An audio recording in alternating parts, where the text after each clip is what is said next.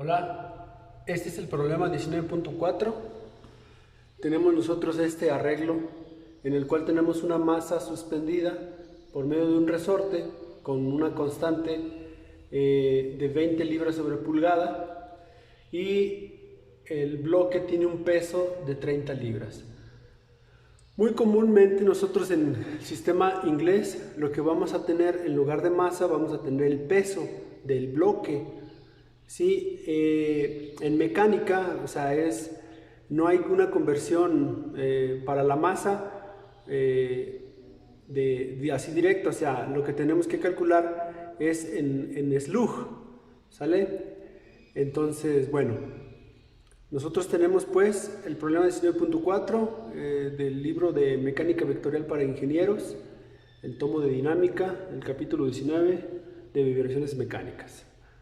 Y entonces, basado en eso, tenemos nosotros estos datos. Tenemos un peso de 30 libras, una constante del resorte de 20 libras sobre pulgada y una amplitud para poder resolver el inciso B que nos pide una amplitud de movimiento o de amplitud de la vibración de 2.1 pulgadas. Entonces, si ustedes se fijan en los datos, el bloque representa esas 30 libras representan el peso, no la masa. Entonces, siempre en el sistema inglés, por lo regular vamos a tener un peso. Nosotros lo primero que tenemos que hacer es calcular la masa del bloque. Si ustedes recordamos, el peso, según la segunda ley de Newton, el peso es igual a la masa por la gravedad, por la constante de la gravedad. Entonces, si despejamos la masa, tendremos que dividir el peso entre la gravedad. Y la constante de la gravedad en el sistema inglés es de 32.2 pies sobre segundo cuadrado. Si ustedes se fijan, la constante K está dada en libras por pulgada. Entonces también sería conveniente que esta constante de la gravedad nosotros la pasáramos a pulgadas sobre segundo cuadrado. Haciendo la conversión, al multiplicar por 12, porque un pie tiene 12 pulgadas, pues obtenemos que la constante de la gravedad en el sistema inglés es de 386.4 pulgadas sobre segundo cuadrado. ¿Sí? ¿Por qué hacemos esto? Les digo, la constante la tenemos en libras sobre pulgada. Entonces, como es de acuerdo a la fórmula que vamos a utilizar para obtener la omega, pues tenemos que dejar todo en las mismas unidades. Por ejemplo, aquí la CAT está en libras sobre pulgada, la masa también tendría que estar en pulgadas. Si nosotros utilizamos esta constante de la gravedad, obtendríamos libra segundo cuadrado sobre pie. Al utilizar esta, vamos a obtener libra segundo cuadrado sobre pulgada. Y entonces ya tenemos las mismas unidades que la constante. Por eso es importante eso, ¿sale? Entonces sacamos la masa, dividimos el peso entre la constante de la gravedad y obtenemos que la masa del sistema es igual a 0.0776 libras por segundo cuadrado sobre pulgada, ¿sí? Haciendo el análisis dimensional. ¿Ok? Muy bien. Una vez que ya obtuvimos la masa del sistema, ahora sí calculamos la frecuencia circular natural.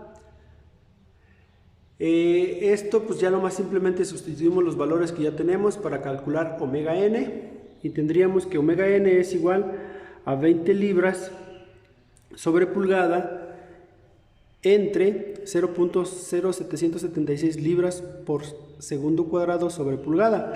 Entonces, esto, libra sobre segundo y libra sobre segundo se dividen y se hacen 1 y me quedaría 1 sobre segundo cuadrado. Y como es una frecuencia circular natural, la omega n me queda en 16.05 radianes sobre segundo. ¿Ok? Una vez que obtenemos esto, este es el primer paso, ¿sí? Recapitulando, tenemos estos datos. Como tenemos un peso, lo primero que tenemos que hacer es calcular la masa. Una vez que calculamos la masa, ya podemos calcular omega n. Ya que tenemos omega n, entonces sí ya, el inciso A me pide calcular el periodo de la vibración. Entonces, el periodo de vibración yo ya sé que está dado por la fórmula tau n es igual a 2pi sobre omega n. Sustituyo los valores. 2pi son radianes, entre esos radianes se van a hacer 1 y me va a quedar, haciendo la ley de la tortilla, extremos por medios, me van a quedar segundos. Hago las operaciones y obtengo que mi periodo de vibración es de 0.3914 segundos, ¿sí? Y entonces eso es para calcular periodo de vibración. Y luego me pide calcular la frecuencia natural de la vibración, Fn. Y la fórmula me dice que es igual a 1 sobre el periodo, o dicho de otra forma, la frecuencia natural es igual a la inversa del periodo. Entonces, también lo puedo yo hacer de cualquiera de esas dos, utilizar de esas dos igualdades, dividir 1 entre el periodo o dividir la omega n, la frecuencia circular natural, entre 2pi. Voy a hacerlo de la primera forma, utilizando esta fórmula. Frecuencia natural es igual a 1 sobre tau n. Sustituyo 1 entre el periodo, que ese era ese dato, y eso me da 2.55 en unidades 1 sobre segundo, que es igual a 2.55 segundos a la menos 1 o 2.55 Hz, ¿sí? Cualquiera de esas tres formas de representar la respuesta es correcta. Por lo regular, pues hay que utilizar esto, Hz. La otra forma es aplicando los otros datos, la de esta fórmula, omega n sobre 2pi. Entonces, si yo la ocupo, Fn me quedaría igual al omega n, que son 16.05 radianes sobre segundo, entre 2pi, radianes se hacen 1, y la frecuencia natural me queda 2.55 segundos a la menos 1 o 2.55 Hz. Es lo mismito, ¿sí? Entonces, ahí nosotros tendríamos el procedimiento con las dos fórmulas, aplicando cualquiera de esas dos fórmulas. ¿Ok? Perfecto. Y el inciso B me pide calcular, me dice que si la amplitud de la vibración es de 2.1 pulgadas, calcular la velocidad máxima y la máxima aceleración. Entonces calculamos primero la velocidad con esta simple fórmula, sustituimos los valores, hacemos la multiplicación y obtenemos que la velocidad máxima es de 33.705 pulgadas sobre segundo. Ahora calculamos la aceleración máxima y nosotros tendríamos pues que xm por omega n al cuadrado, sustituimos los valores, hacemos las operaciones y obtenemos que la aceleración máxima es de 540.96 pulgadas sobre segundo cuadrado. Ok, espero haya quedado entendido.